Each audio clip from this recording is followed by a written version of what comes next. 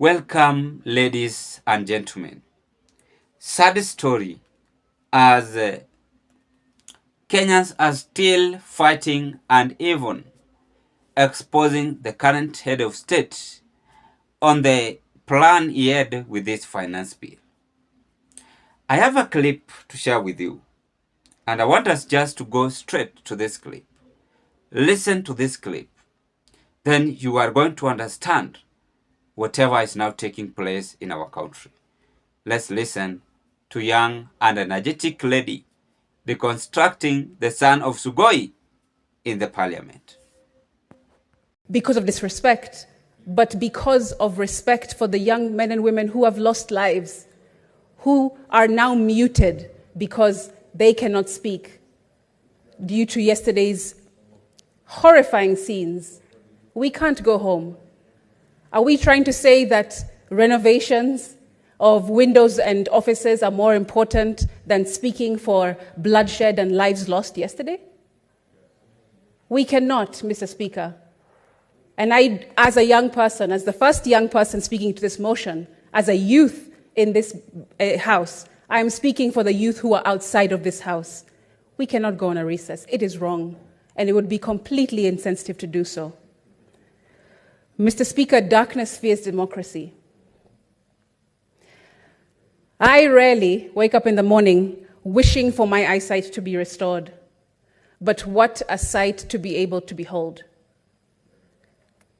This last week had me aching with desire to see my fellow youth in the most spectacular display of patriotism, camaraderie, and putting up a first-rate masterclass on demanding that governments be held to account for the entire world to see. And yes, they have seen. But unity, Mr. Speaker, has been violently gunned down in the streets, not by men, but by monsters who have no concern for human life.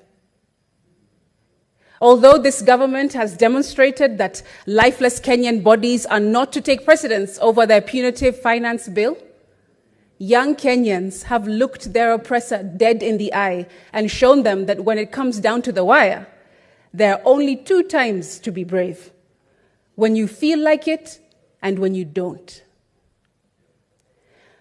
My profound disappointment with the current government and its forceful assault on crowds of innocent youth, Speaker, by its nefarious police officers who have gone rogue on unarmed young citizens peacefully exercising their constitutional right towards an uncaring, a corrupt, and wasteful government in their eyes that has turned its back on them, cannot be emphasized enough, Speaker.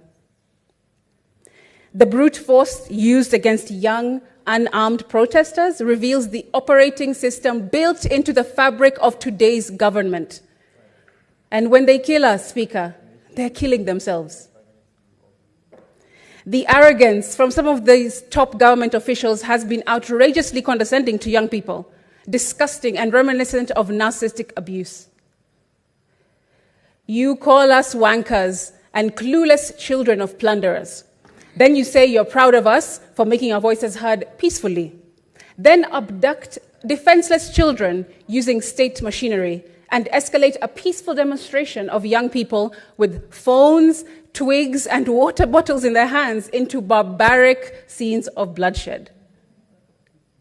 Young people, Mr. Speaker, were not out to kill. In fact, I was here on this premises yesterday when everything set off. And whilst I was separated from my security guard, Mr. Speaker, I also saw another member of parliament from the National Assembly who is a wheelchair user, who voted yes to the finance bill, also having been separated from his team and his aides and bodyguard. He was stranded, Mr. Speaker, couldn't run, couldn't hide in his wheelchair. And you know what happened when those kids entered this premises? 3 young boys saw this member of parliament who voted yes for the finance bill, and instead of reprimanding him, instead of reading him their minds, giving them a piece of their minds, you know what they did? They actually carried this member of parliament in his wheelchair to the tunnel so that he can go and seek refuge across in Bunge Towers. And then the 3 boys ran back and joined their fellow comrades. That's what happened. These kids don't operate in mendacity, Mr. Speaker. They are moral youth who are just trying to get their voices heard. So this peddling of a message or narrative that these youth are evil, they are killers and criminals. They're not. That is completely misguided and untrue. Why don't these policemen punch in their own weight class, Mr. Speaker? That's my question. I've been asking myself, would they come into Parliament and try and abduct or take on Aledama or Lekina? Would they be able to have the balls to come and abduct and violate the safety of Samson Cherargei? They wouldn't, Speaker, because they know that all they're doing is showing a brute force, using their shields and using their armor and using their artillery, pouring it on young defenseless Kenyans. And you know, clinical psychologists will tell you that narcissists will first love bomb you, then they'll manipulate you, then they'll gaslight you into believing their lies, then they devalue you, and finally, Speaker, they discard you once they have what they want. We young people have seen every single stage of these narcissistic behaviors in this government.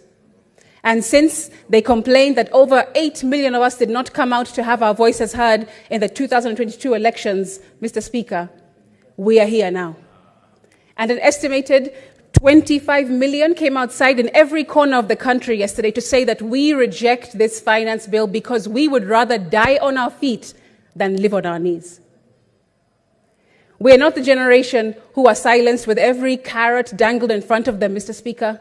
We are the generation that asks questions and demands accountability because we understand that we are rich, and only if the money that we refuse tastes better than the money that we accept.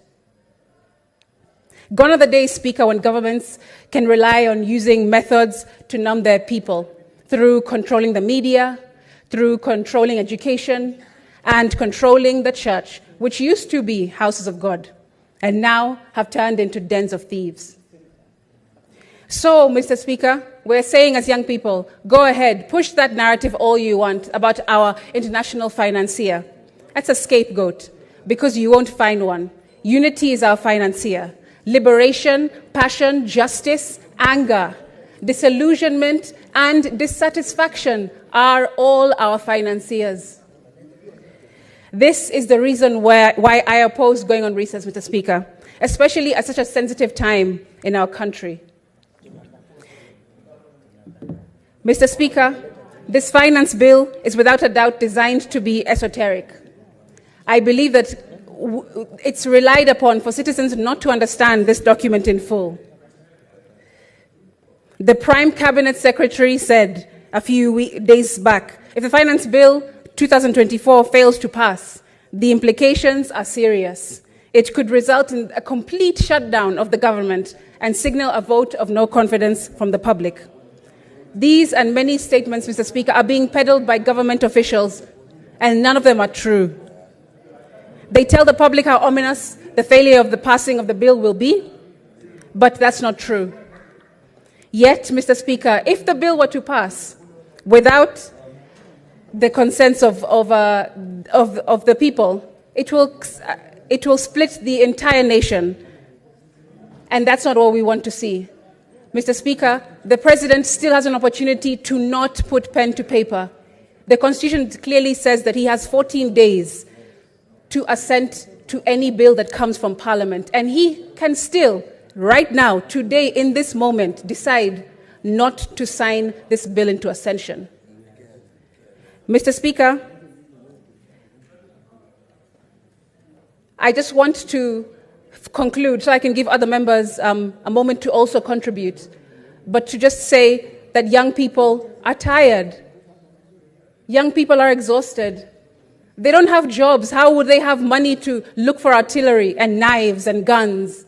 But still, we poured every single piece of armor on these young children yesterday, Mr. Speaker. And as a young person myself, I am disgusted, I am appalled, I am completely beside myself. And I want to conclude by saying that my heart goes out to the families and loved ones who have lost people yesterday. Mr. Speaker, I was disappointed to hear the President's speech yesterday. I had hoped that more unity would have come from it.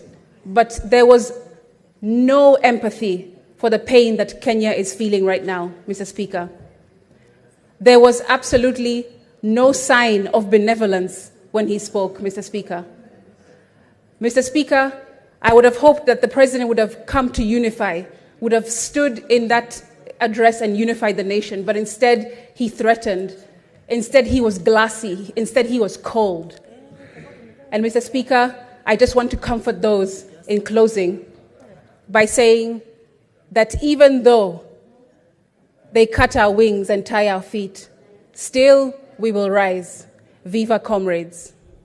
So, Kenyans, you've listened to that youth, and she's keenly saying that you went to the demonstration, and indeed your effort bared more fruit, and it forced the current head of state to withdraw the finance bill. But the question which is worrying majority of Kenyans, after 21 days, what next? So the young and energetic lady is coming out with 3 major points. I was listening to her very keenly. The first point she has mentioned is what we call the Moonstar government or the Moonstar leaders. The second point is that youth displaying their patriotism in this country, but they are being denied. The third one is that disappointed or disappointment youth are receiving or Kenyans are receiving. I want us to talk on those 3 major points. Then I conclude. Yes. But before I carry on, may I take this golden chance to thank the new subscribers and welcome you to this platform, the best platform ever before. I want to appreciate you so much for your subscription. Just a quick reminder, take a 1 second and click that notification bell and subscribe if you've never subscribed. After you subscribe, like the video, watch and drop your opinion at the comment section below. Regardless whether it is positive or negative, we're gonna answer you. Let's proceed. Let me begin with the Moonstar. Who are these people this lady is preferring as a Moonstar? The Moonstar are those who are in the government. And those who are in the government are the ones swallowing Kenyans. Swallowing Kenyans mean they are distressing Kenyans, they are no longer having interest and making millions of Kenyans to suffer. That is the Moonstar. He or she has no interest. Whether you are coming from a poor background, whether you are coming from a rich background, you no longer have interest. This is the sad story. We recall the Moonstar in Uganda, Idi Amin Dada the late, how he swallowed the people of Uganda, killing them, cheating them. I have a job for you in Lake Victoria. If you recall that history, he carried them with a lorry and threw them in the lake.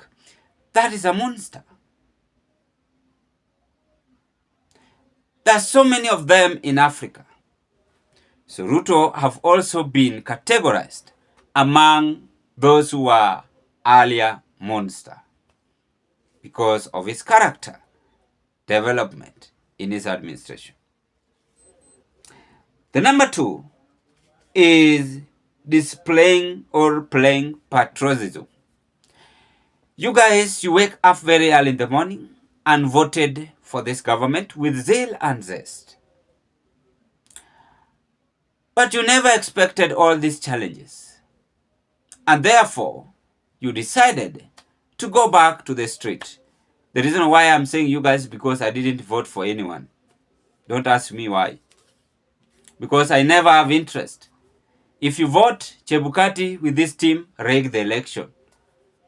That is their nature.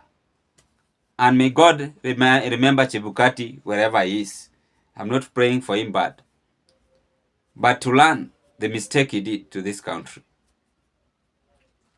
Because I believe that if our country could have free and fair election, even me, let me say, I have interest on vying for presidency, then I could have win.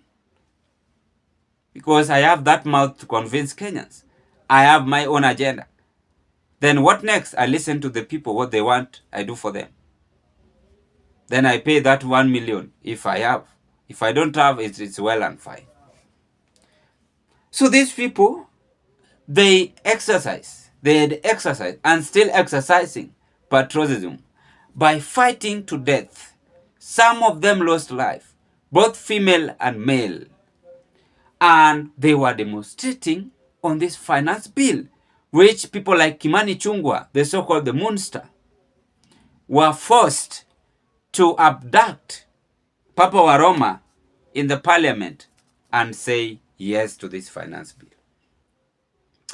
But little did they know that things are now falling apart, and they took it for granted, not listening to Kenyans. Then lastly, disappointment. What these people have been disappointment, the young lady is talking about, are Kenyans. If you go to Sugoi, they are disappointed. If you go to Central, they have disappointed. If you go to Kisumu, they have disappointed. If you go to Coastal, they have disappointed. How will Ruto secure his second term in the office? How will Rigathi Gachagua secure his convincing power in the office 2027? What about other MPs who are being beaten because there's betrayal Kenyans are seeing from these leaders? And therefore, this lady is speaking sense and she is very serious. I hope that this video is going to trend and reach to those leaders. It is not all about just scrolling the video. Listen to that clip. You will understand the pain of more stories. The lady is somehow physically handicapped, if I'm not wrong, and I wish her all the best in this life. But she actually have destroyed this government and exposing this government. So things are easy to be changed. It's only that our leaders don't want to listen to the people. What next? Let's wait and see. I wish you all the best, and thank you very much for watching me and listening to this clip.